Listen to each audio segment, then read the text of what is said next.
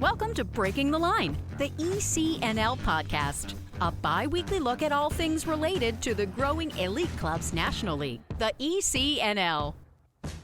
For more information on the ECNL, visit us at www.theecnl.com. Now, here's your host for Breaking the Line, the ECNL Podcast, former U.S. Soccer press officer and longtime soccer broadcaster, Dean Linke. I am Dean Linke, and two special interviews today on Breaking the Line, the ECNL Podcast. Dan Naidu, the Kansas City Scott Gallagher Girls Director of Coaching, and Mike Aubry, Executive Director of the Greater Toledo Football Club Impact. Dan Naidu and Mike Aubry after this message from the ECNL. As the game continues to evolve in the United States, the ECNL remains the standard of excellence in youth soccer. The Elite Clubs National League has grown to include over 200 clubs and nearly 50,000 players across the country, with a robust competition platform for teams, educational resources for coaches and clubs, and unparalleled identification and development opportunities for players. Alongside its member clubs, collaborating to create a better future, the ECNL continues to raise the game every day. The ECNL is more than a league. Welcome back to Breaking the Line, the ECNL Podcast. Once again, here's Dean. Welcome back to Breaking the Line, the ECNL Podcast. So pleased to be joined now by Dan Naidu, who is the Kansas City Scott Gallagher Girls Director of Coaching, a job he's held since 2018. Dan, welcome to Breaking the Line, the ECNL Podcast. Thanks for having me. Looking forward to this. The name Scott Gallagher is one that, if you know anything at all about soccer, you know the difference they've made. It started in St. Louis, and now you're getting it done in Kansas City. When you think about working for Kansas City Scott Gallagher, Dan, what's the best thing about working for KCSG? It's the people in the organization, all the way from our leadership group to our coaches, down to our families and players. Unique group, and it keeps growing and growing with better people. So it makes our job fun. Dan, I know you grew up in Atlanta, as I'm here in North Carolina before making your way to Kansas City. We've got some time here. If you don't mind, tell us your story, where you grew up, your family, where you went to college, and the stops before you joined Kansas City Scott Gallagher as the girls director of coaching. As you said, I grew up in a small town called Kennesaw, Georgia, northwest of Atlanta. Growing up in Atlanta, it's a massive city, right? Big traffic everywhere. Youth soccer scene when I was growing up was big. Way back, it seems like, it is a long time ago, actually. Soccer's been a part of my life since I can ever remember. I think it's the first ball I touched. And so it's got a unique place in my heart, sports do in general. It's been a great experience growing up there, moving out to Kansas City. I played for a small club called United Quest, which is now NASA. It's a massive club now, merged with Top Hat recently. I've seen it from its infancy when I was playing. So it's kind of cool now to see back and see some of the directors that are still there. I don't get to visit too much, but soccer has exploded everywhere in the U.S. So it's kind of cool to see the continued growth there back in that small club. So after I finished club ball in high school there, I went to University of Georgia, had offers to go colleges, play soccer, kick football, those kind of things. But at the end of the day, if you've ever been to Atlanta, Georgia, they don't talk about the Falcons. They don't talk about the Braves. They talk about the Georgia Bulldog football. So I grew up with it, and I said, well, what the heck? Saved my dad a lot of money. So had time in my life, got to play club ball there, kept a lot of in-state kids there, had a blast doing that, watching Georgia football. It's been a great run up until this year. So a lot of ties back home that makes it fun. When did you get the coaching bug, Dan? And after Georgia, did you go out in the corporate world, or did you go right to coaching? What'd you do? I did not do the corporate world. Well, actually, I did an internship my junior and senior year of college. My dad was in the corporate world forever. God bless him. Love him. Great guy, very successful, but learned quickly it wasn't for me. I actually had a coach, Mark Smith, who I believe is still coaching at United or NASA. He was my coach my senior year, and he said, hey, we need summer camp help. You love the game. You're at every training session. You're passionate. I said, what the heck? I'll earn some money. So started then. That was back in, 1997. Started there, and I fell in love with it immediately. Just giving back and being around that part of it, and got to be around some good people. So I actually moved out to Kansas City, December of 2003. My now wife with 3 beautiful kids. Her dad got transferred out to Kansas City. I said, what the heck? Packed up my bags, left, and it's been a wonderful experience. Funny story of my first coaching gig here. I was sitting, at my in-laws' kitchen table, trying to look for jobs, waiting tables, doing what, and I was like, I love coaching. Literally opened up the yellow pages, which is a foreign thing these days, right? Went to soccer, was in Olathe. I was like Olathe soccer, went to the O's and found a club called Olathe Soccer Club. It's called. At that time, the director of coaching said, yeah, we need help, just coaching littles, coaching this, coaching that. So that was 2004, and 19 years later, still doing it. So I was fortunate then to, kind of go through all the small things in youth soccer and the youth soccer world to kind of help mold, is this something I want to do or not? So never looked back, to be honest. Never thought corporate gig. Wife was very supportive at the time. Well, I don't know if she was, but now she is. Right? We all know the youth soccer scene and coaches have gone all the time, but it's just a passion of mine. I love it. I love the grind. Love meeting new people, coaches, families, just being around. It's great. In many ways, it's interesting because, as I said earlier, Scott Gallagher started in St. Louis. Back in the day, St. Louis used to be called kind of Soccer Town, USA, right? I was the press officer for the 94 team. We had a ton of World Cup qualifiers in St. Louis. But really, when you look today at Kansas and Kansas City, and you look at the job Peter Vermees has done, and you look at the fact that the NWSL team has their own team, the fact that the United Soccer Coaches is based in Kansas City. I mean, in many ways, Kansas City, Kansas, I guess, Missouri, both of them, are huge soccer hotbeds, right? The growth has been incredible. And just seeing the success that, as you said, that Peter's had with Sporting KC and even NWSL coming in. I've known Jeff Van Dusen for years over United Soccer Coaches, and just you've got really smart people who are also passionate, but also aren't afraid to kind of build and have that success, if you will, and gain the respect. It helps too with all the facilities we have in Kansas City. It's amazing, all the turf complexes here. So it just caters to growth, right? Now, I'm going to challenge your memory here, but you picked up the yellow pages, you got that first job. Can you remember every single stop before joining Kansas City Scott Gallagher in 2018, Dan? It's still vivid in my mind. I actually, if we're talking about different clubs or different stops, I've had two. I've had that one and this one, and that's it. Pretty loyal and passionate individual. So when I commit to family, team, club, I stick through it, good, bad, the challenges and everything. So it was actually Olathe Soccer Club. They became a part of the Rush brand in 2007. Being a part of that was kind of cool. And then I was ready for a change. I was ready for something else. Had great experiences at that club, but was kind of ready for something to challenge myself, if you will, as a coach and as a director. So yeah, it was, unique experience joining Scott Gallagher when I did. It was good timing. They were looking for, I guess, something more organized is probably the wrong word, but looking for a challenge on the girls' side to help it grow. And that was kind of my niche, has been on coaching on the girls' side. So it was timing was good.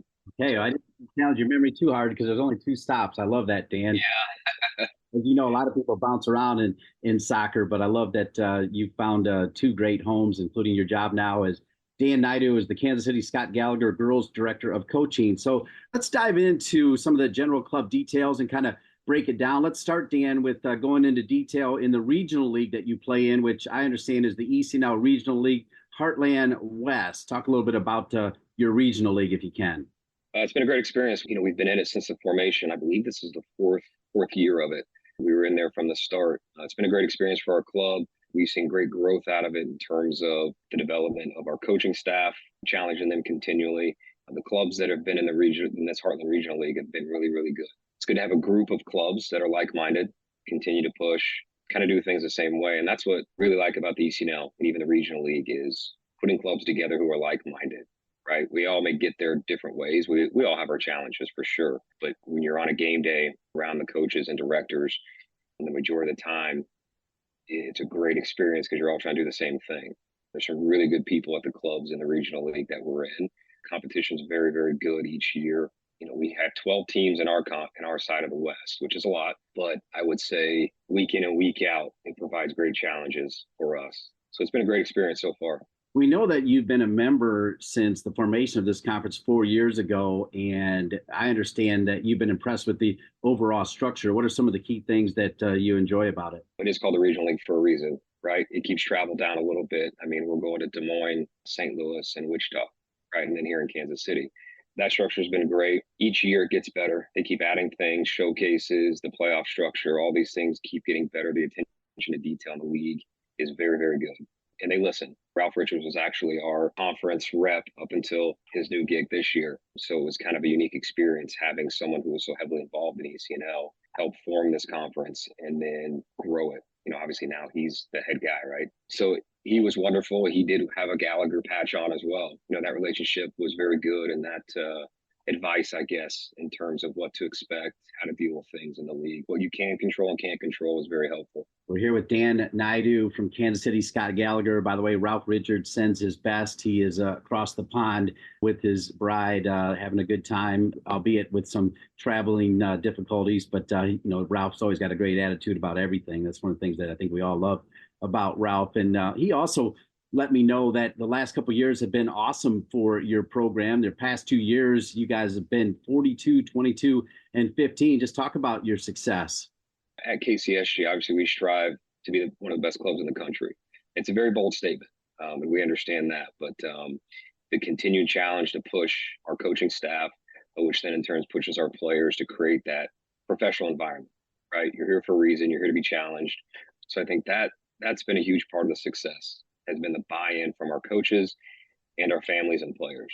And then how we structure everything within it. I mean, it is youth soccer, but we are a business. We have a job to do. We take it seriously to want to just continue to push and provide the best possible environment for the kids. And once you do that, my 19 years in club soccer so far, you can create a buy-in fairly quickly on the female side. You give them something to strive for. You give them goals. You allow them to be a part of the process and not just dictate how things go. So that's been our main philosophy. And it's been a great buy-in from our staff who all believe kind of in the same thing. So it's difficult to pinpoint one or two things. It's been a collective effort, and it's been years of, honestly, making mistakes, learning from them. How do we make it better? Listening to our families, listening to the players at the end of the day. What do you want? What do the players want in the environment? So that's really helped kind of guide our success. And when we looked at it this year, actually, when I was getting ready for this and answering some of the questions and went back and was, tallying the wins, losses, right? And I was like, wow, that's really good. And we've had different coaches on different teams who've had the same success. So that's even the cooler part. It's been the kids and the families and the club, not just one coach, not just one person, right? It's a collective group. So it's been a great 2 years. Actually, it's been a great 4 years, but the past 2 years, we've really seen a lot of success on the field. I do want to point out that 22 number was 42, 22, and 15. The 23 number, 44, 14, and 7 with a plus 135 goal differential. That is big time. And, you think about making the run to the postseason, which is, at the end of the day, what we're all about is we're developing these people. But, everybody wants to make the postseason. And the way I understand it, your 06s have had success, your 07s, your 08s, your 09s, all of them have had some success that they'll remember forever. Right, Dan? That's right. Our 06s, who are now 05-06 composite, they've been in playoffs every single year. So it was our first team to make playoffs 3 years ago. They've had a great run. And most of those kids in the 06s have been, with the club since they were young. 07s, first year in the league, did really well. We had some player movement, kind of built back the culture a little bit. They're back to the playoffs now. They're actually number one in their division. 08s went to nationals a couple years ago. 09s have been in the playoffs every year. This is their third year. They've been in ECNL Regional League. It's been great. And then our youngers, 2010s, this is their second year in the league. They continue to improve. And then our 2011s, which is also a great group, they've had a lot of success at a young age. So the future is really, really bright for our younger side. Kicking off this week's edition of Breaking the Line, the ECNL Podcast with Dan Naidu out of KC, Scott Gallagher, talking all things girls ECNL. We're not done with Dan. When we come back, we'll talk about some of the challenges the club has faced and how they deal with them. That and more on Breaking the Line, the ECNL Podcast. Soccer.com is proud to partner with the ECNL to support the continued development of soccer in the U.S. at the highest levels. We've been delivering quality soccer equipment and apparel to players, fans, and coaches since 1984. Living and breathing the beautiful game ourselves, our goal at soccer.com is to inspire you to play better, cheer louder, and have more fun. Visit soccer.com today to check out our unmatched selection of gear, expert advice, and stories of greatness at every level of the game. Back with Dan Naidu, the Kansas City Scott Gallagher Girls Director of Coaching. Glad to have him on this week's edition of Breaking the Line, the ECNL Podcast, talking all things Kansas City Scott Gallagher. What are some of the greatest challenges inside the conference as you assess it, Dan? So just through my lens, there aren't too many, but I will say that the addition of teams, teams leaving, not that it's unstable, right? But I know even our first year in the league, we didn't know what to expect. Right. So you don't know what you don't know. So the game day experiences, you continue to get better. But I would say that one of the biggest challenges would be, this is our top team, right? We treat it as our top team. Some of the clubs in our division also have ECNL Nationals here.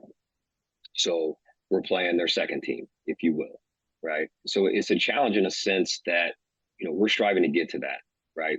We continue to knock on the door to try to see how we can get into the national tier by getting results, having the coaching staff, all these kind of things. And that provides a unique challenge, right? When you're talking about player placement, playing against clubs where it is their second team. Not that they treat it any differently. That's not my intent with that comment, but it does provide a challenge in a sense of, okay, we are playing their second team. So in the eyes of players and parents, right, that's how they view it, which is out of our control. But it's a good challenge because when we go into play, whether it's somebody's first, second team, it doesn't matter. Whether it's at our ECNL Regional League event, national showcase, our mindset doesn't change, right? We prepare to play at the highest possible level to continue to push forward.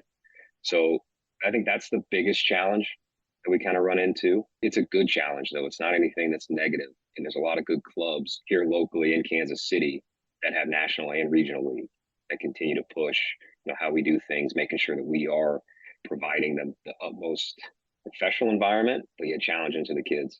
As you know, Florida State just won another national championship, and during the College Cup broadcast, I think they said nearly 90% of the players, the four teams that made the Women's College Cup, came from the ECNL. I know you're proud of the player pathway that it creates, and I'm sure you're very much involved with helping your players, find the right college for their next step.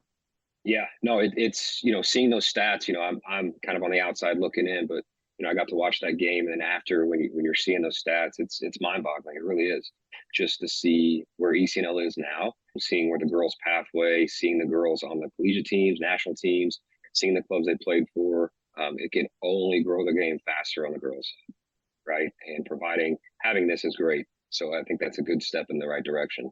Yeah, I understand from your girls' side as a whole, you had 19 players commit from the 22 class, 28 players commit from the 23 class, and already for the 24 class, 20 plus girls. Those are great numbers, Dan.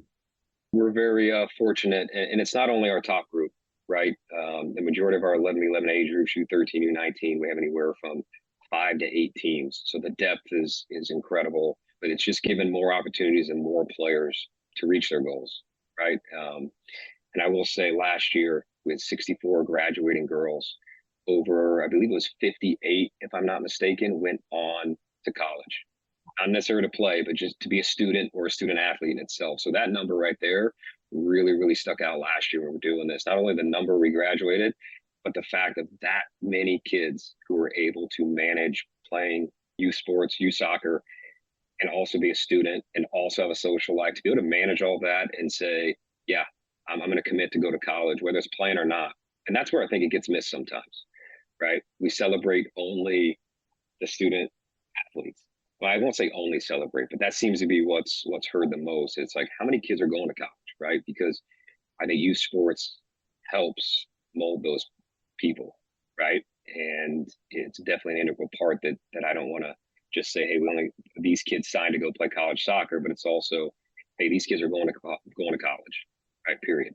So that's kind of cool for us. We'll see what this, our graduating class this year is a little bit lower. I think it's about 55, but still a massive number of kids, at U19 graduating and going to play or just going to school. I love that answer, Dan. That says a lot about you and how you lead.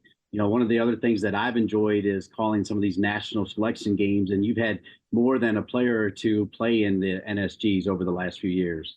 Yeah, I'll say that's it's a highlight of those events. What ECNL does with those national selection games is incredible. Just the experience it creates for the kids.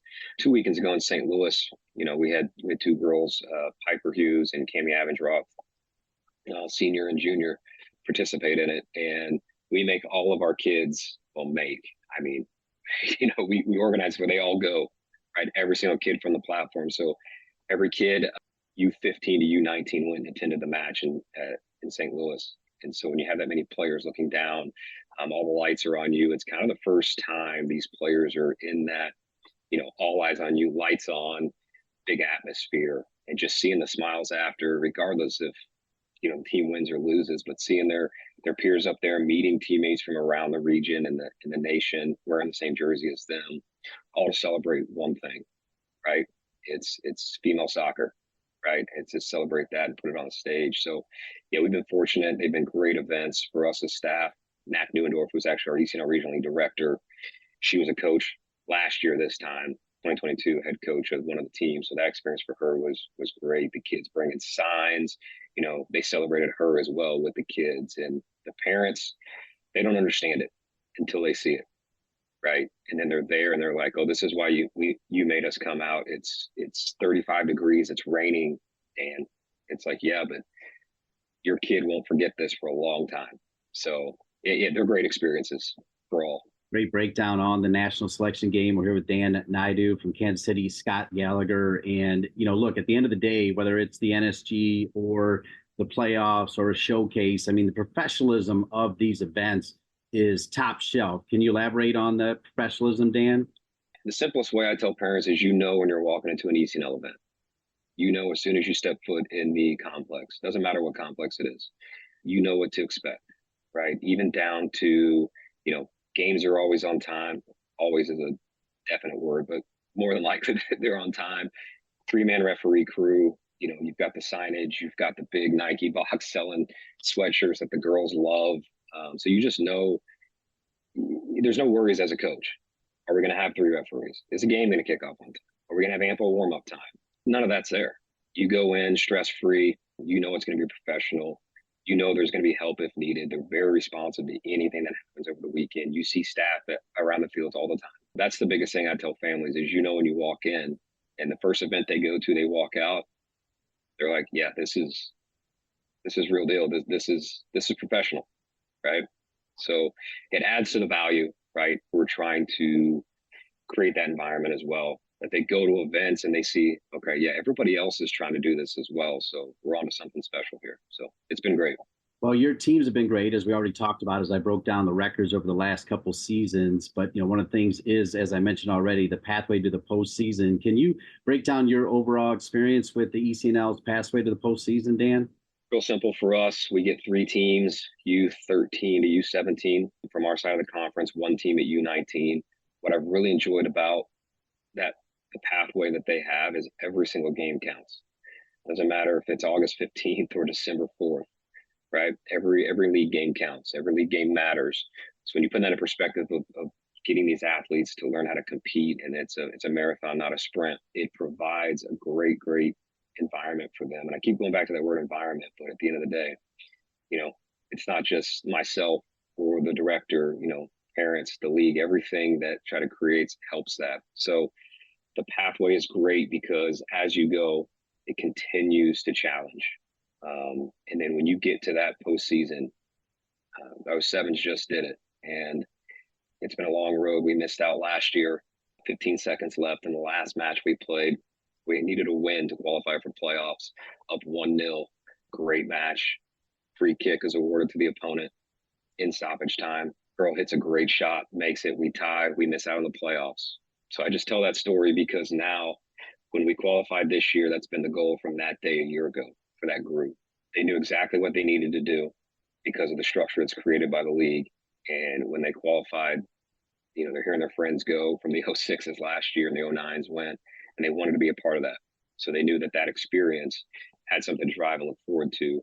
I just share that because it's the kids who are dictating and saying, this is a great event. This is a great experience. They know what the pathway is. They know how to get to playoffs. And then from there, Our 08s made it to nationals 2 years ago, so they know they hear that within the club, and they want to get back there as well. And not only for their team, but for the platform within KCSG as well. Right? They want to see that success for the younger kids coming up. They want to be able to provide and say, we've been there. It's great to have that ability to do that within the league, and then have, small steps. You win your top three, and then move on to playoffs, and you have an opportunity to go to nationals as well. So it's a really cool experience. Yeah, let's talk about that, for lack of a better word, crossover and or promotion, or that opportunity when you can go to attend ECNL national events. And that happens quite a bit to some of the top performing regional league teams. What does that mean to Kansas City Scott Gallagher and you specifically, Dan? So last fall, we got to go to Indianapolis humbly, right, to get asked to go from top performing teams and to be able to compete against, different opponents, right? We had a lot of success in that event, even as a regional league club.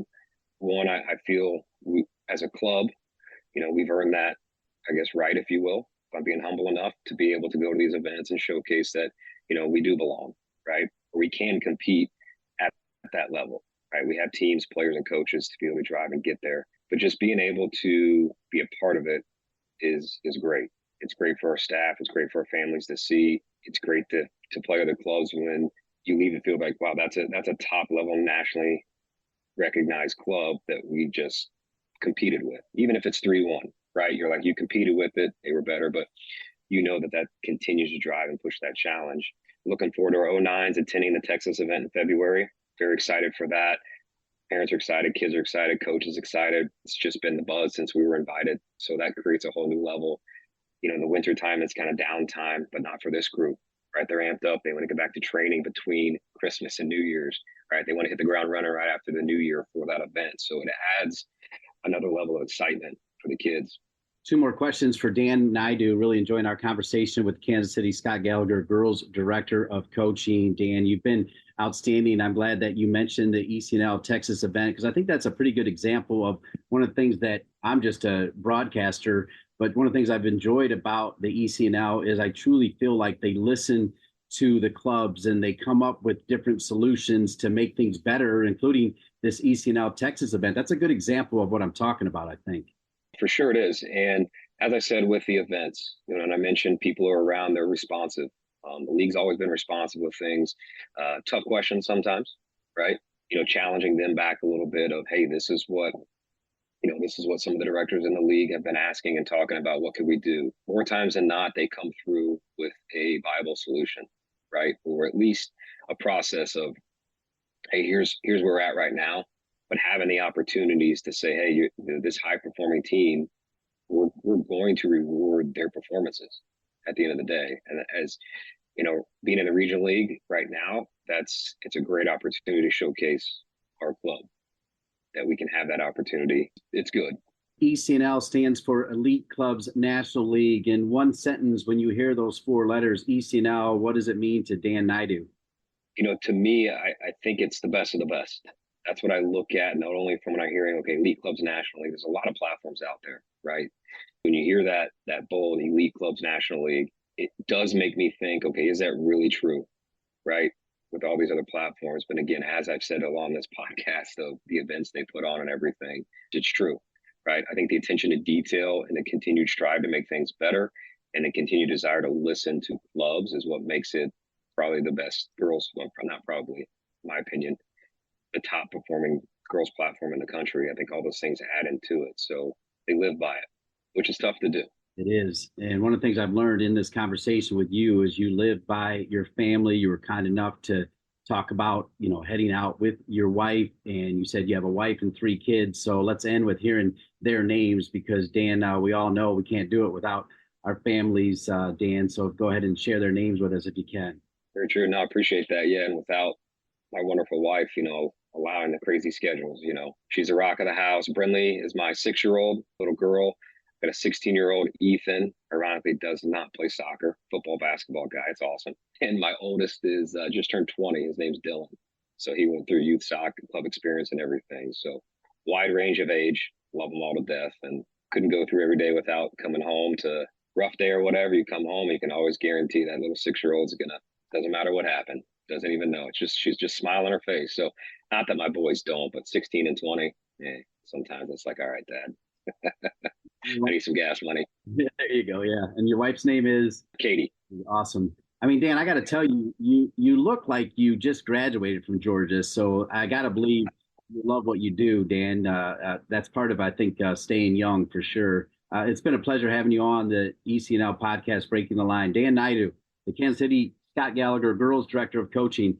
Thanks for being on, Dan. Thanks for having me, Dean. It's been great. Dan Naidu, top shelf. Great job on the interview. Coming up, we've got one more guest. Mike Aubry is the Executive Director for the Greater Toledo Football Club Impact. Mike Aubry on the bounce.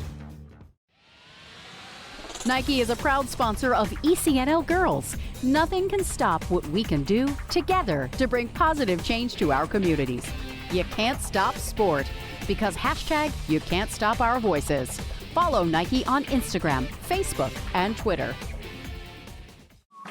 The ECNL is pleased to announce Quick Goal as the official goal provider and partner for ECNL Girls and ECNL Boys, a new partnership created to support the growth and development of the country's top players, clubs, and coaches. At all national events, including national playoffs and national finals, the Quick Goal Coaches Corner will provide hospitality and social space for ECNL Girls, ECNL Boys, and collegiate coaches. Quick Goal will also be the presenting sponsor of the National Championship winning ECNL Girls and ECNL Boys Coaches of the Year and the ECNL Girls and ECNL Boys Goals of the Year. Quick Goal looks forward to helping the ECNL continue to elevate the standards of youth soccer and provide more opportunities to players on and off the field in the coming years.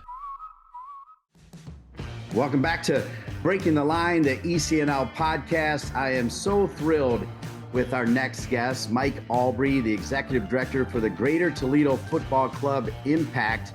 If you don't know, and I think you do, if you listen to any of my shows long enough, you know that I'm from Toledo, grew up in Fremont, Gibsonburg. So anytime I can talk to anybody associated with Toledo, I'm excited. And then the ties that bind between Mike Aubry, the Executive Director of the Greater Toledo Football Club, and me are almost heavenly. So with that, Mike Aubry, welcome to Breaking the Line, the ECNL podcast. Thank you so much, Dean. I'm thrilled to be here, and we're going to have to get you back in town to watch a game soon. You know, I would love that actually, and I need to do that. I got to tell you, I'm really happy that just knowing that soccer is thriving, because when I grew up, Mike, you know, my high school, and they still didn't have a soccer team. To know that you guys are getting it done and being recognized by the ECNL on the ECNL podcast warms my heart. Clearly, soccer is thriving. I mean, you've made a living off of it, right? Yeah, I've been doing it for just about 30 years, maybe a little over 30 years if you count some kind of rec coaching and stuff like that. But it's been quite a journey. But yeah, it's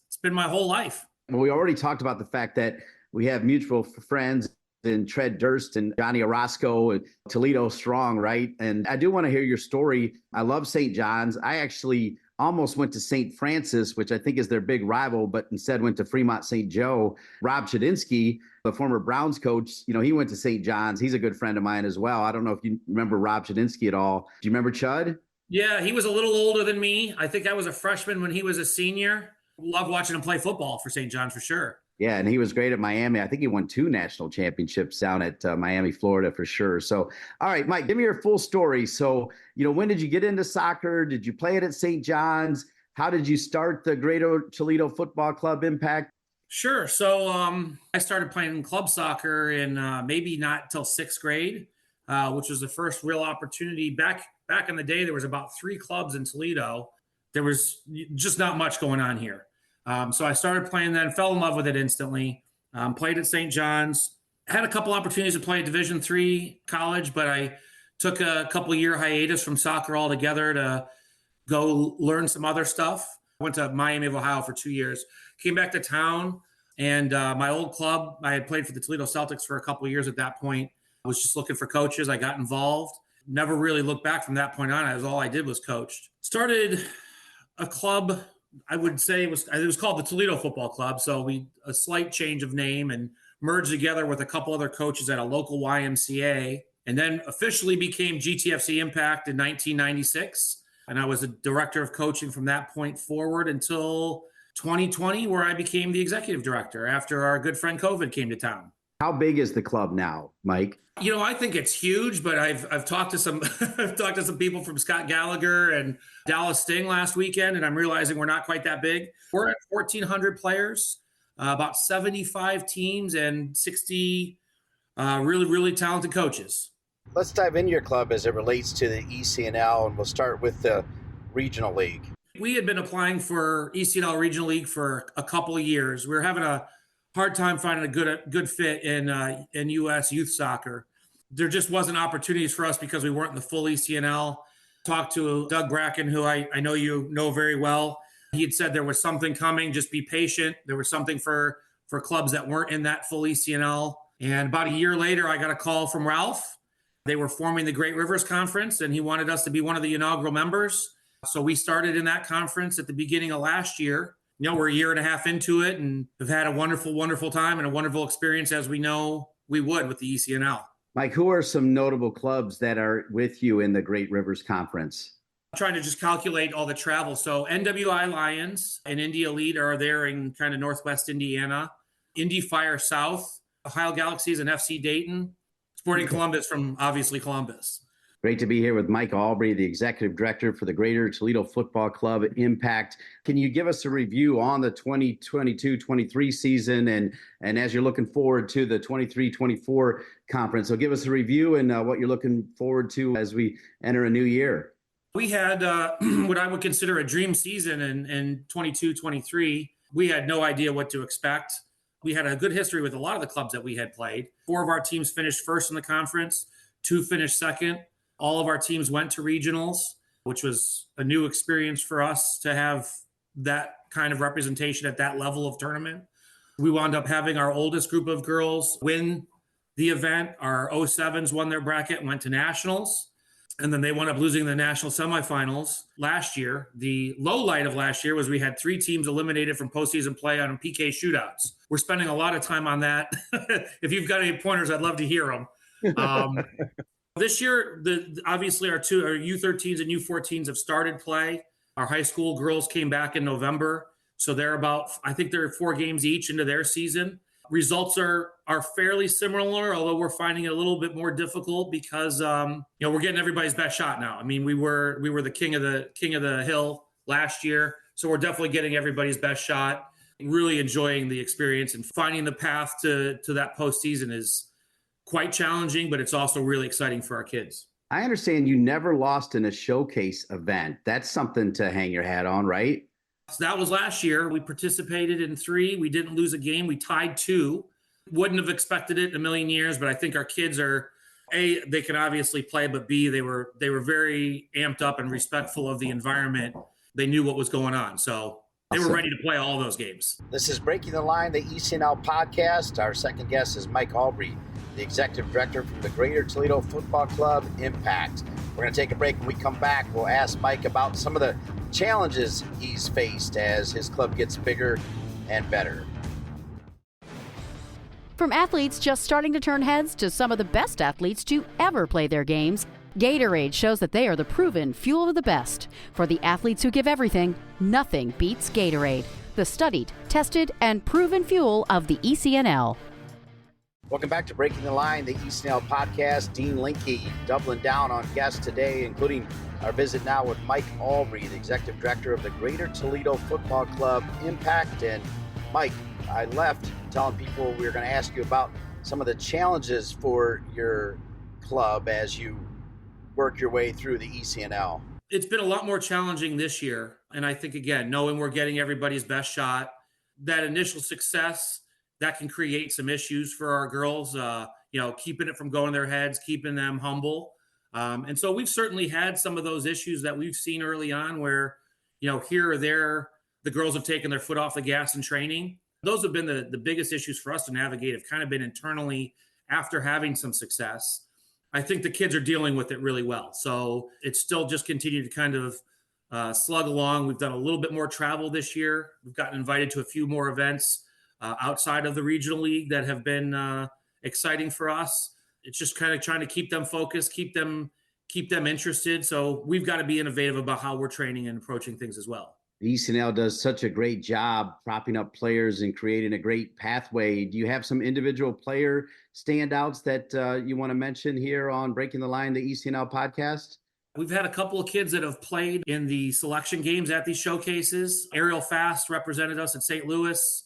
She's actually headed off to Wright State University where she'll be a freshman. And then Lila Simon was selected this year. She's actually a sophomore this year, so she's still got quite a future ahead of her. Lila is an amazing and unique player and certainly deserved that opportunity. And it was really fun watching her get to play in that event. We talked about the fact that you did really well at the showcase and events, but how about just your take on how well the ECNL runs those events? Mike, from a big picture point of view, you as the executive director, what are your thoughts on how professional these events are? What I love the most about the events is there's no surprises. You get to the fields and there's 3 referees, everything's on time. There's game balls, there's cameras, there's always an ECNL staff member within eyesight that you can reach out to if you have questions. The level of exposure for our kids has been unbelievable. I mean, we're handing out profiles faster than we can print them most of the time. Everything that you get from these events, from the application process on, or everything is done so early so that you can plan. It's one of the things that kind of drives me nuts in the soccer world is so many things are last minute. And with the ECNL, everything is so well planned out, so well organized, and everybody knows the expectations. So it's not like another club can't mess it up for you, because the expectations are that you're going to live to the same standard that ECNL is presenting. And that's one of the things that's made it such a great find for us. One of the reasons that we've been applying for years to get in is just because we know the professionalism of the organization, and we have not been disappointed at all. Really pleased to hear that you've had a couple of players play in the national selection game. I've been calling a lot of them. I'm bummed that I missed the one in St. Louis, because the minute I heard Ariel played for Toledo. How about the national selection game in general? You've had the players, but what is your takeaway from, what that means to the players that get to play in it? It's a level of exposure, like it's an insight into the next level for them, right? Because it's a full stadium. I mean, I couldn't believe how many people were there. I didn't get to go the first year. The second year I went, I mean, it was raining, it was cold.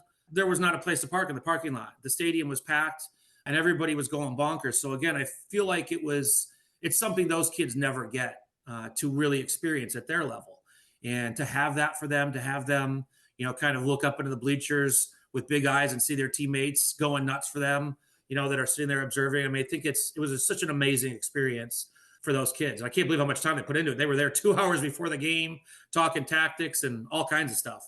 We're here with Mike Aubry, the executive director for the Greater Toledo Football Club Impact, talking all things ECNL. If you could break down the pathway to the postseason and your overall experiences with that. This is one of these things that's new to us because, we've always been in USU soccer prior to this, and it's always been, you do well at State Cup, you go to regionals.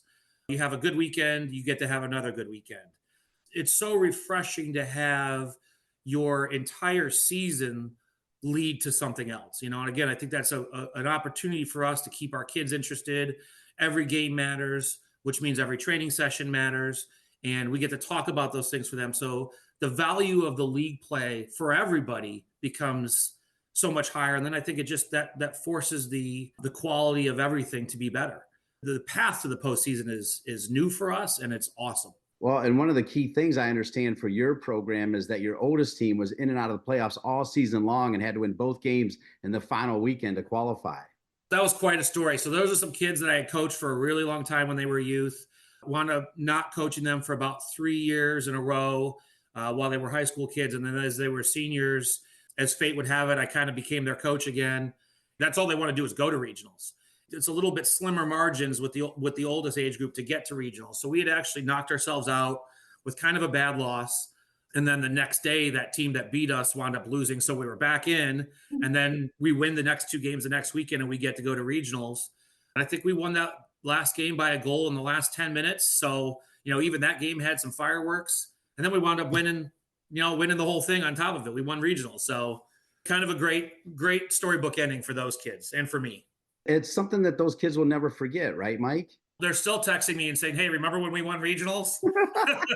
I mean, it was last summer, so it's not that long ago. But yeah, for sure. Great to be with Mike Aubry, the executive director for the Greater Toledo Football Club. impact as we're talking all things ECNL. And you already kind of mentioned it, but can you talk a little bit more about potential further opportunities to attend ECNL national events? It's been a crazy and exciting last month for us. We were invited to go to ECNL Dallas with 3 of our age groups about 3 weeks ago, which for us has, it's a dream come true to compete at that. That's the highest level in the country. So to get an opportunity to even be involved with that is, that's what we've been working for. That's what we want for our kids. About a week later, one of the teams had been left out. They were also invited to attend, and they were also given the opportunity to attend ECNL Phoenix in April as well. So we are beyond blessed for the opportunity. A little bit nervous, super excited, really fired up to be able to compete at that level and, see how all the big dogs play. As you think about all the time you've spent there, and it's pretty much been most of your professional life, what are you most proud of running this fine club? I thought we were a really big club. And as I start to talk to a lot of these ECNL programs, I realize we're a really, really small market. I'm so proud of our kids for the commitment that they show, for the dedication that they have to compete with, truly the elite in the country, and the way we do it. I mean, it's a very blue collar, very hardworking, very gritty approach, because that's what we have that we can work with. And so they're very disciplined, and I'm so proud of these kids for being able to achieve this level of competitiveness. And they've certainly deserved these opportunities that have come to them. They've earned them. And I can't wait to see them perform at that level. What is the professional landscape around there, even semi-pro? I know like Detroit has a team and Flint has a team. Obviously, we know about the Columbus Crew as they won another MLS Cup, which is 2 or 3 hours away from Toledo. But does Toledo have some men's or women's professional teams as well, Mike? So there's a men's USISL team called Toledo Villa, and I'm very excited to announce that we have just entered the WPSL. So we will have a team starting this summer for the women as well. So we're super excited about that. And obviously that's the next evolution of our development. Are you a Columbus Crew fan? Who are your teams that Mike Aubry likes to pull for? I definitely grew up loving the Crew. And I think, back in the day, the original Crew, again, it was characteristics that are near and dear to my heart. They were super hardworking, and I put those hard hats on, and they meant it. So I love the Crew. Soccer at Ohio is amazing. We've got FC Cincinnati as well, and I think they played each other in the semifinals. So it's hard to not be happy for Ohio and Ohio soccer. I have worked for the Big Ten Network since day one. In fact, the first ever game on the Big Ten Network was West Virginia at Ohio State men's soccer, and then the next day, Michigan football lost to App State. And this is my 17th season with the Big Ten Network. Signed through my 18th season, hoping to make it 20 years with the Big Ten Network. But I'm always excited on the Big Ten rosters, whether it's, Ohio State or even Wisconsin, Michigan, whatever. When I see Ohio players on there, there's a lot of them. And you got to remember Rose Lavelle claims Ohio as well. Absolutely. Honored to have her, right? Yeah, indeed. But you're seeing a lot more Ohio players, make top level college teams and then go on to even to the pro level, right, Mike? The exposure has been phenomenal. Ohio, you have a good handful of clubs that have really got it figured out now as well. So producing the players, developing correctly from the young ages, and then making sure that they have those opportunities to be seen and succeed once they're done with club soccer and moving on to whatever's next in life, college and pros. Mike, what's your favorite thing about Toledo? I mean, are you a Tony Packles guy, a Mud Hens guy? Tell me what's your favorite thing about living in the Toledo area? It's awful hard to beat the Toledo Walleye. Going to a Walleye game is a fantastic experience. They've always got a good squad. And I've probably only been to 10, 12 games in my life, but it seems like every one of them goes into overtime and has some kind of excitement to it. So love the Walleye. That's a great answer. When I was growing up, they were the Gold Diggers, by the way, and made the change to the Walleye, which, by the way, every time I come home, which is at least once a year, if not twice a year, two things have to happen. I have to have some perch and I have to have some walleye, no matter what time of the year it is. And there's enough places around Toledo and Fremont to make that happen. I mean, tell everybody how great those two fish are, because a lot of people don't even know what they are. Yeah, you can't beat them. You can't beat either one of them. I don't know why Toledo's known for them other than that Great Lake that we have. I have not been perch fishing. I have been walleye fishing, and it's a real ugly fish when you pull it out of the water. It tastes a lot better than it looks. And then indulge me, Tony Pacos. Tell everybody what they're missing in Tony Pacos. People call it hot dogs, but it's not really a hot dog, is it? It's almost its own food group. It's amazing that we have that, and that's something that's unique to Toledo. Tony Pacos is absolutely the best. I'm going to date myself when I say that Jamie Farr clearly put Tony Pacos on the map, and I think Toledo on the map for his love of the Toledo Mud Hens on MASH, which was a long-running, I guess you call it a sitcom forever. And Jamie Farr would always have his name on either a PGA or an LPGA event in Toledo as well. There's beautiful golf courses around. Mike, I can't let you go without reminiscing. This part, I might lose the audience, but I hope not. But it's just the irony in having you on this show one day after I called Toledo Duke women's basketball and was through divine intervention reunited with the daughter of a good friend of yours, Tread Durst, who I understand is one of the top referees in the area as well. And his wife's parents reconnected with my parents at a time that they needed to be reconnected. Talk a little bit about Tread Durst and Johnny Orozco, particularly because those two kind of all at the same time serendipitously connected. And then I get to meet you. I'm really, to be honest with you, I'm overjoyed and a little bit emotional about it. Soccer's a small world. Soccer in Toledo is a smaller world. Tready and I grew up together. John's been coaching and refereeing here for, it seems like, an eternity. I mean, we've all been in the same circles for forever.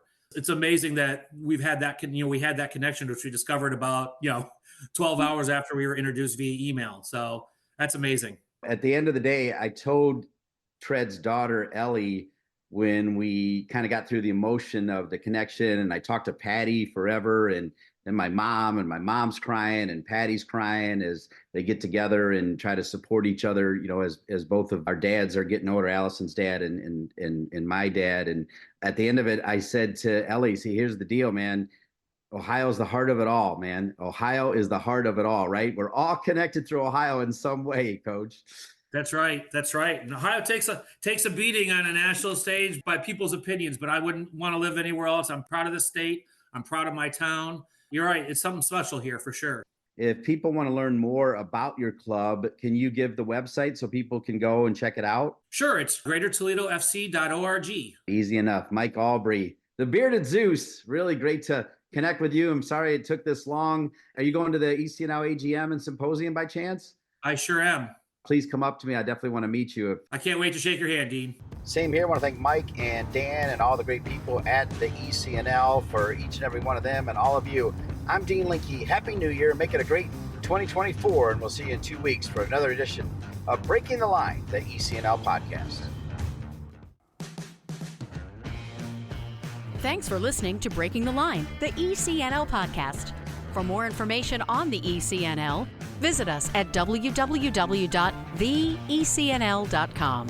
And if you have a suggestion for the show or a great idea for a guest, please email us at info@theecnl.com.